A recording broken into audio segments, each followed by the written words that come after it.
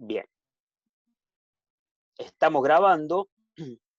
Tengo que tratar de cambiar la voz, ponerlo un poco más grave porque es taladrante escuchar un video de una clase mía, es insoportable. O sea, ni yo mismo puedo escucharla cuando tengo que revisar algo.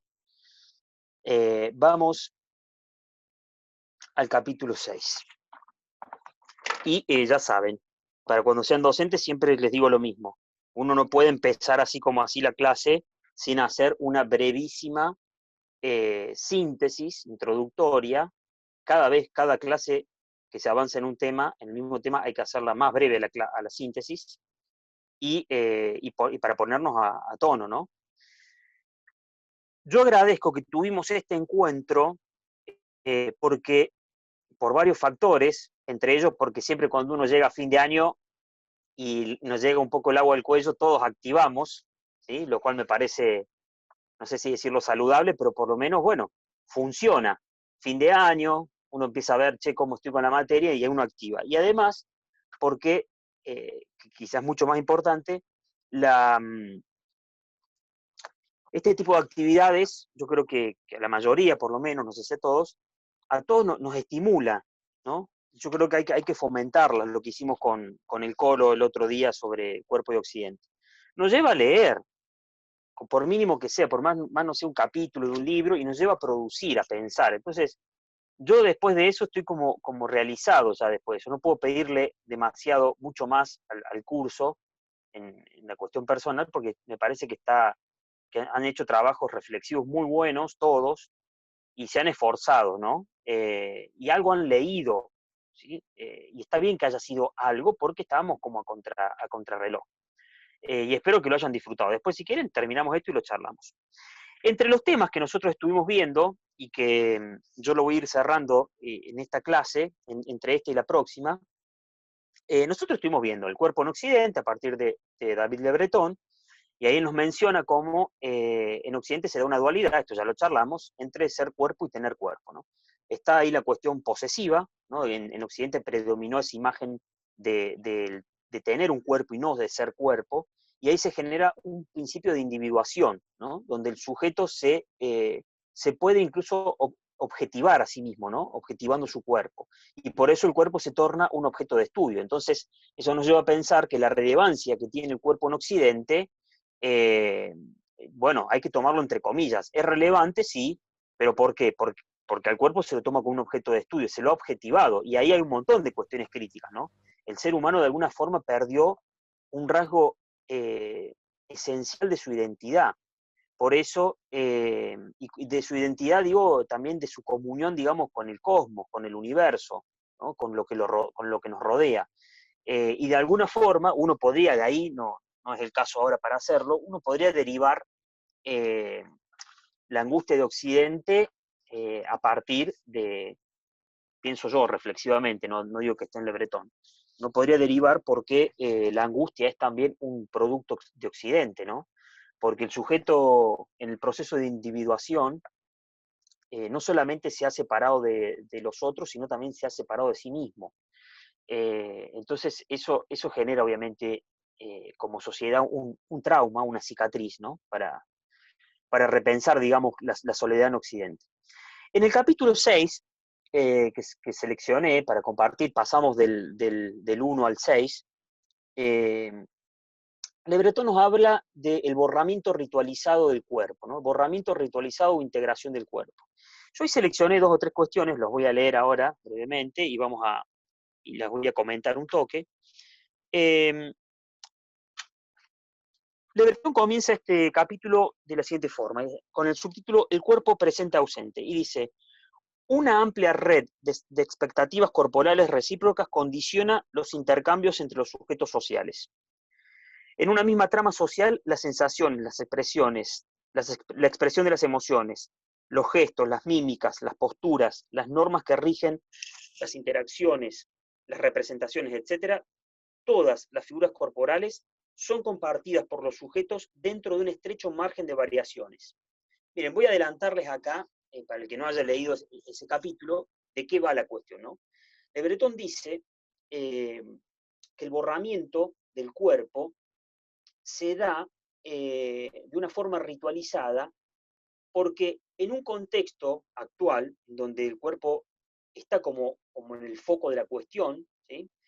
Y además, en un sentido de, o bajo la pantalla de la liberación del cuerpo, digo pantalla porque Le Breton cuestiona este aspecto de la liberación contemporánea del cuerpo, donde se da una celebración, ¿no?, del cuerpo liberado, pero que es muy curioso porque esa liberación del cuerpo pareciera que es una liberación aparente porque se da siempre bajo determinados ritos y determinados contextos. En algún momento yo charlé de esto, no con la lectura de este capítulo 6, lo comentamos. Por ejemplo, eh, la desnudez, ¿sí?, en Occidente es algo que de alguna forma se va con el tiempo progresivamente planteando como una regla, ¿no? O sea, el cuerpo liberado es un cuerpo más bien eh, suelto de ropa, digamos, ¿no? Uno podría pensar que el cuerpo o las calzas o los, no sé, en su momento estaba de moda los chupines y cosas así, que también representaba dentro de lo que Le Breton denomina un contexto represivo.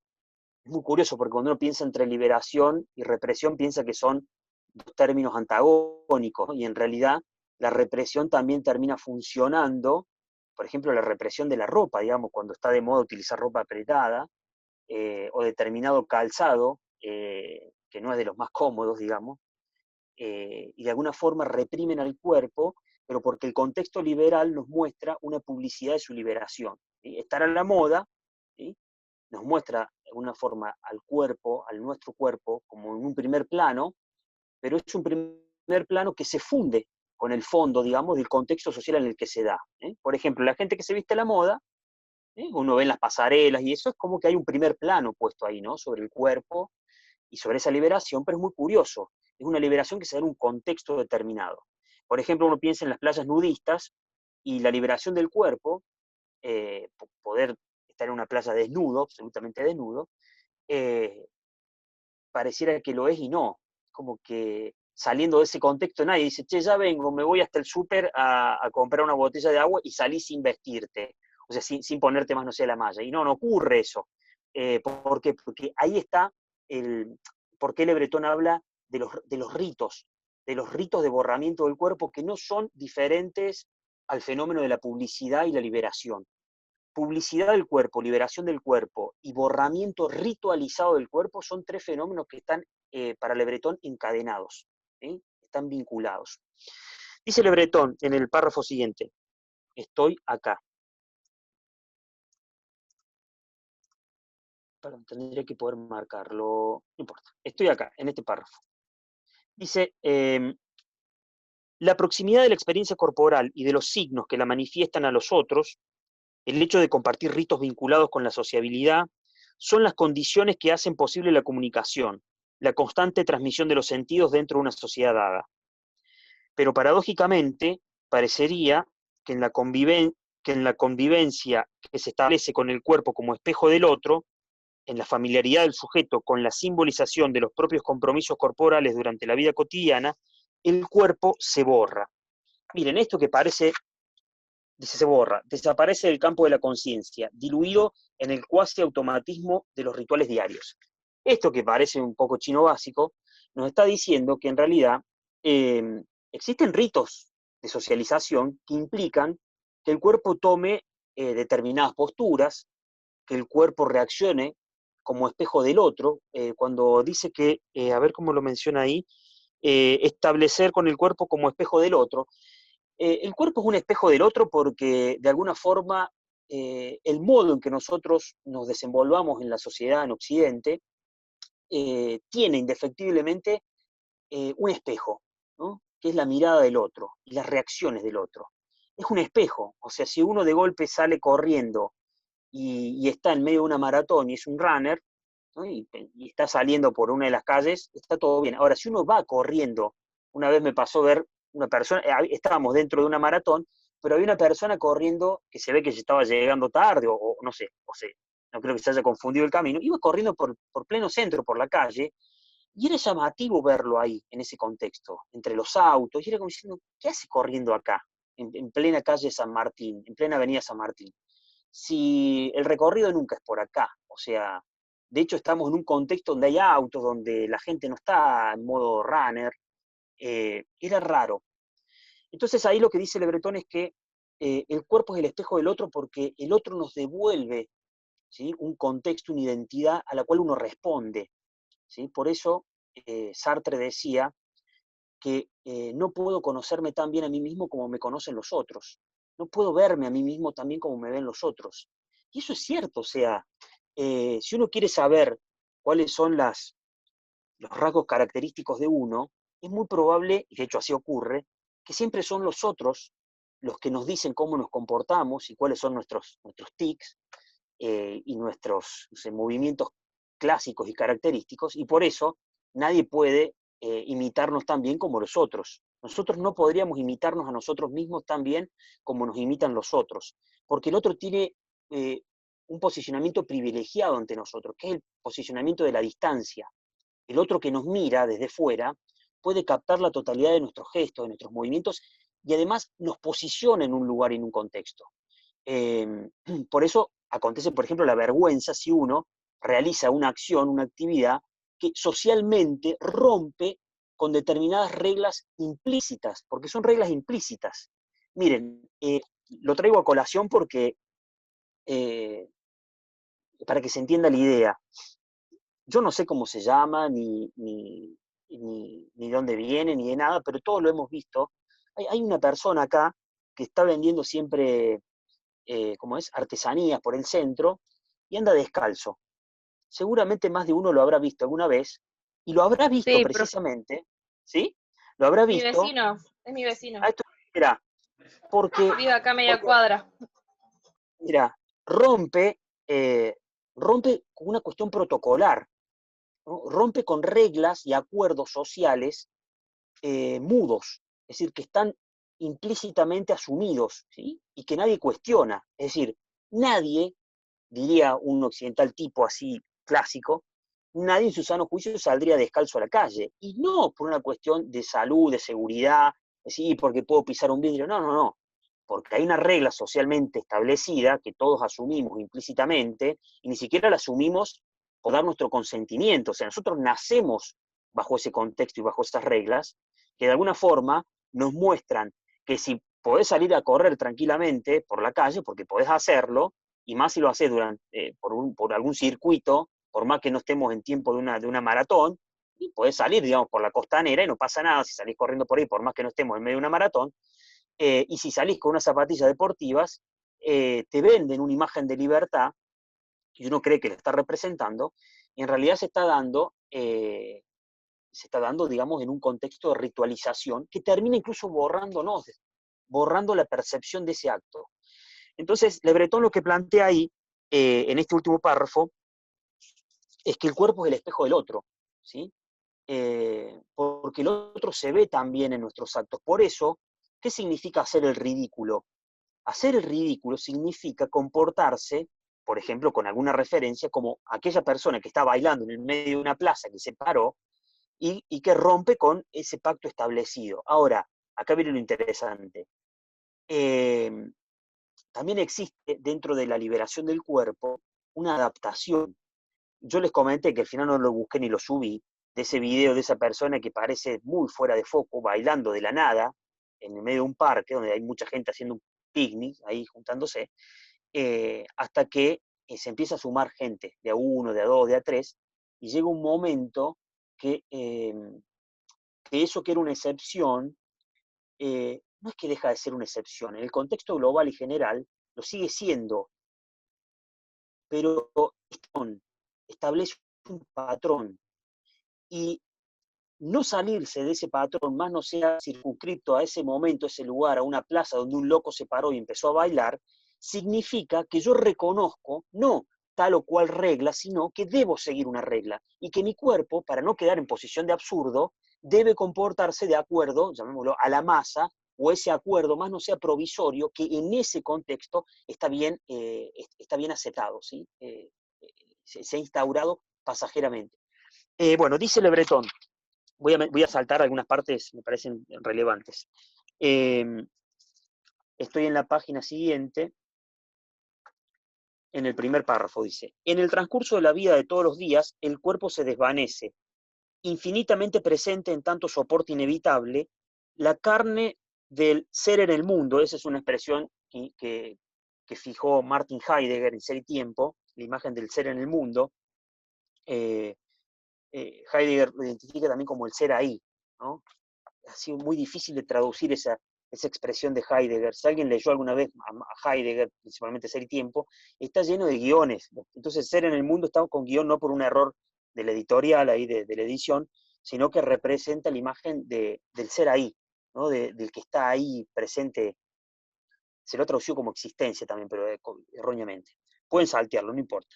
Dice: en el transcurso de la vida de todos los días, el cuerpo se desvanece, infinitamente presente en tanto soporte inevitable, la carne del ser en el mundo, del hombre, está también infinitamente ausente de su conciencia.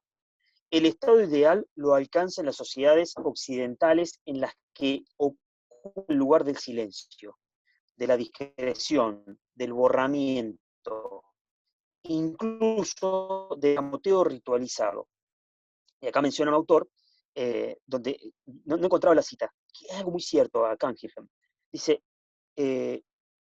George Canhilhem define, sin sobresaltarse, el estado de salud como la inconsciencia que el sujeto tiene de su cuerpo.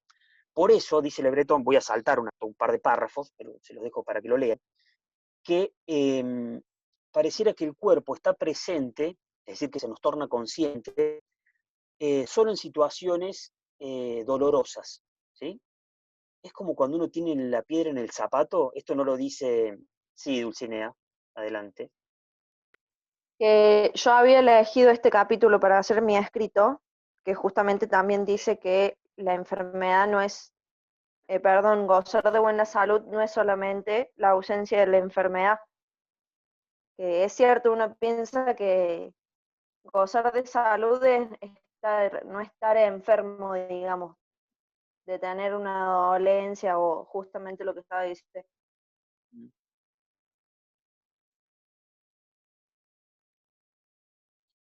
Mira, incluso en ese sentido, uno puede pensar, interpretando a Le Breton y este fragmento, no hay mayor grado de conciencia, solamente del propio cuerpo, ¿no? Sino también de la propia existencia, que a través del dolor. No lo digo yo, lo dice el padre de, si alguien es un poco trágico, un poco pesimista, y le interesa leer algo en filosofía al respecto de filosofía pesimista, tiene un filósofo alemán llamado Arthur Schopenhauer.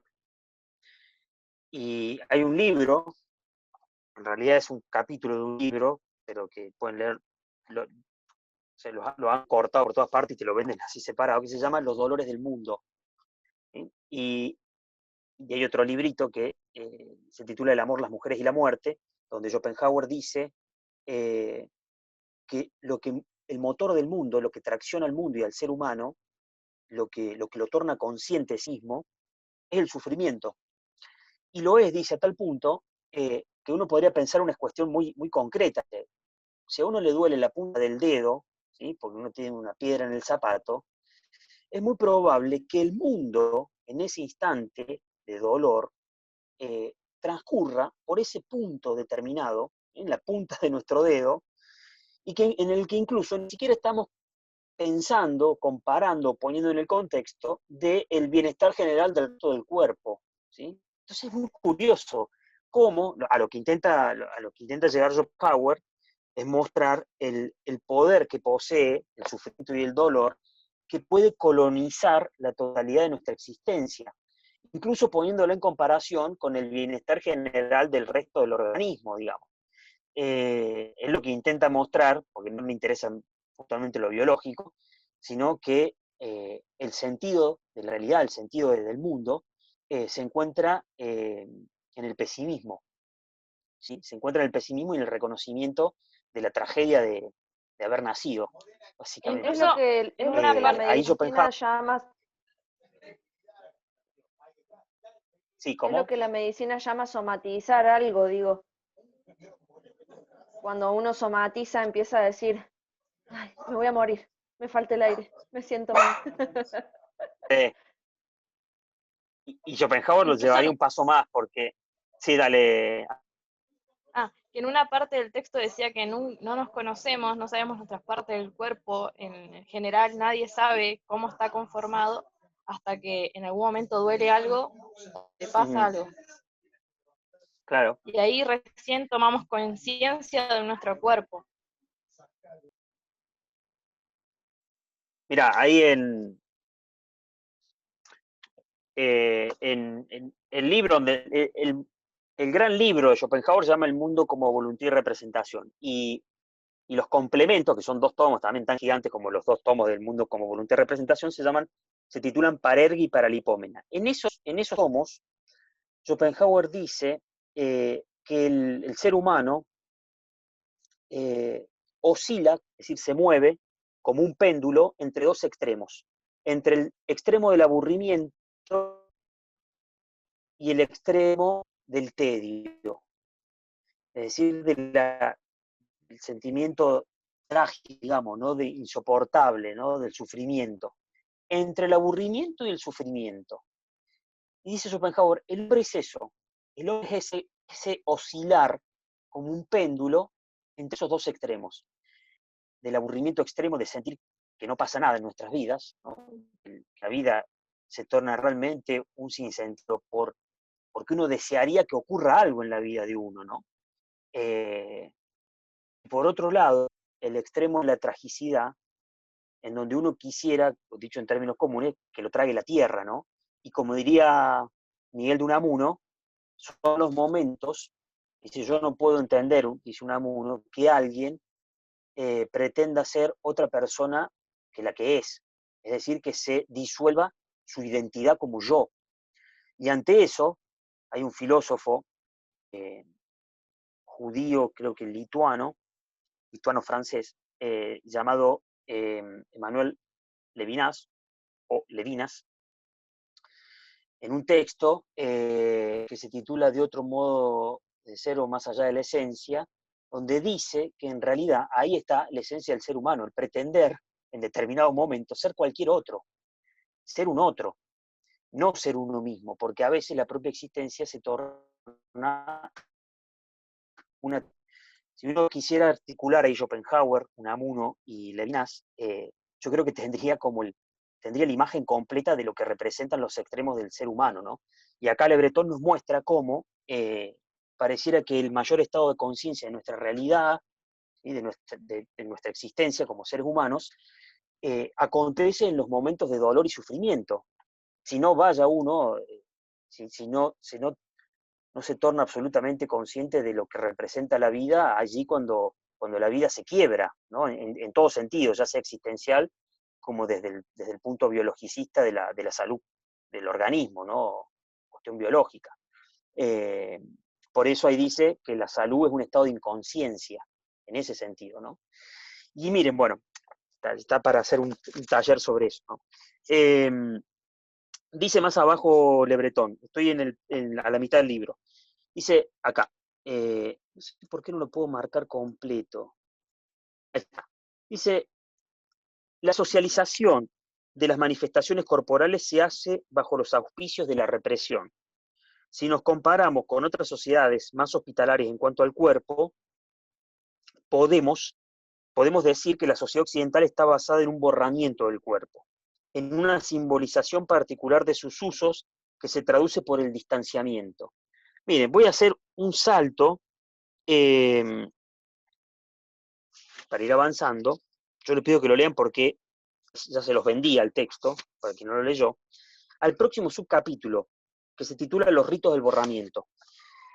Fíjense que Le Breton dice que pareciera que la característica principal de este acuerdo implícito en la sociedad occidental, en la cual uno sigue determinadas reglas corporales, sobre la base del distanciamiento, se da con ejemplo de la vida cotidiana, y acá Le Breton cita un ejemplo de Jean-Paul Sartre en la figura del mozo de café, el mozo de un café.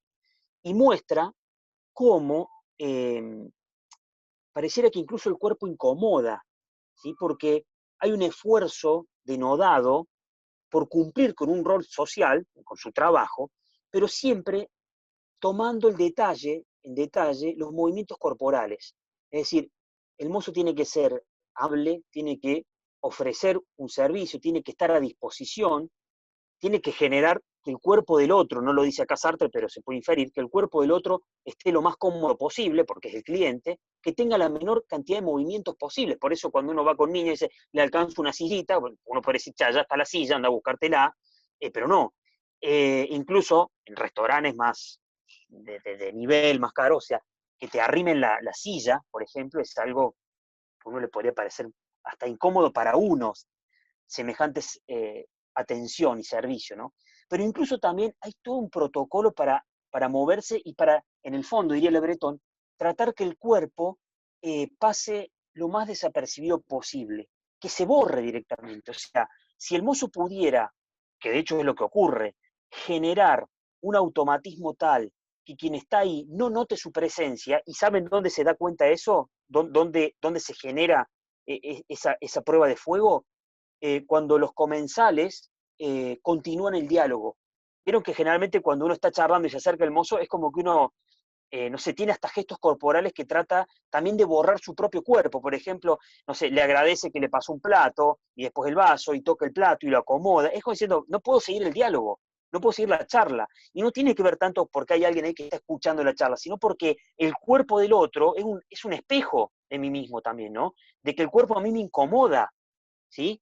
Por más que incluso, y estoy seguro que al que más le incomoda es al que está ofreciendo el servicio. Entonces el mozo trata de servirte un vino, pero que no se vea su cuerpo. Si se puede poner al costado, quien haya trabajado de mozo, yo no he trabajado de mozo, pero tengo amigos que sí lo han hecho, y que me explicaban los protocolos, ¿no?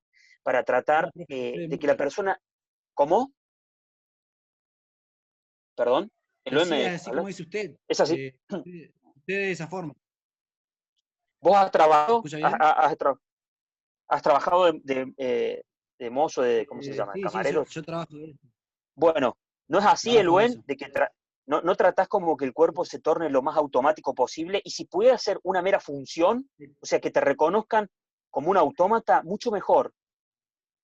Es Y siempre si la, pasar desapercibido, profe. Exactamente. es esto, Como decía también el totalmente. manejo de la voz. El manejo de la voz, tratar de ser Ajá, lo más tranquilo posible, brindarle una tranquilidad al cliente, no sacarlo del tal cual. foco, ¿no? Tratar de Yo encajar, porque también, cuando estás profe. en la conversación es incómodo. Sí, ¿no? Y no te das... Profe, Sí, adelante. acá Diego. ¿Cómo estés? Yo también, Diego, ¿cómo estás? bien, bien. He trabajado mucho tiempo de mozo. Por ejemplo, lo que siempre me decían Sí, los mozos viejos, como que ya venían de años laburando, era que vos vas a atender a la mesa, al cliente, que no se note tu presencia. Vos atendés y es como decía usted, que sí, para como no cortar el diálogo, cosas así que estén teniendo ellos. Igual es sí. medio a veces Mirá, contradictorio, porque yo fui moza y era de noche o sea, tarde-noche. Después hacía resto sí, bar. Entonces, hasta que estaban bien cuerdos, no habían tomado alcohol ni nada, era así como dicen. Pero sí. después ya no, después incluso te incluían, te contaban chistes, es distinto. Entiendo. Pero decime, a ver si lo pienso Después de ahora, eso ya no ¿no? existe más.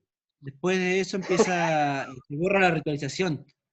Exacto, Y era Se borró totalmente todo ahí. distinto. Me se borra. invitaban ahí si quería ir con ellos, con ellas. Es que cambia el Ahora, contexto en esa forma, ¿no? Ahí es ¿no son dos diferente. formas de incluir?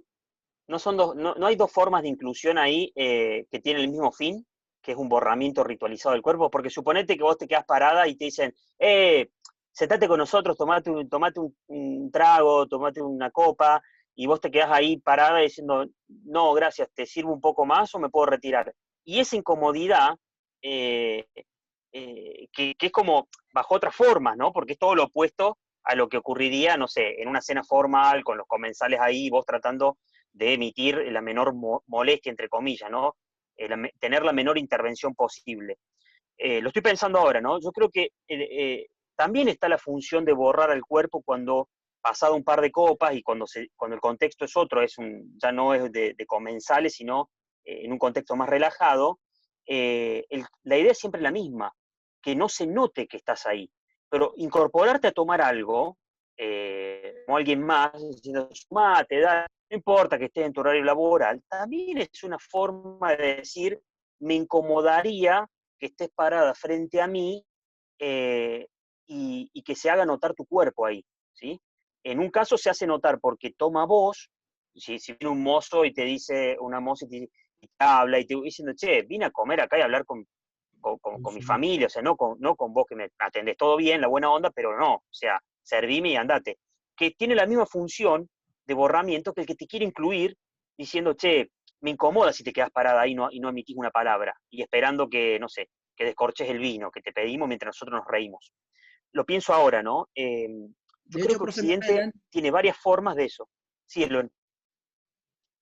más adelante hay una frase que dice, el uso del humor desarma la sensación de molestia del espectador.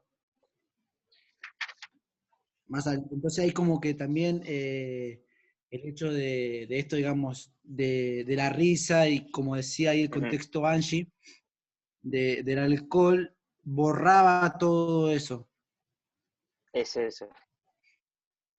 Sí, eso es verdad. Ahí, O sea, había Lo que dice Le que Breton ponerse en el es ambiente en el que, que estaba. No me iba a poner seria cuando ellos estaban riendo.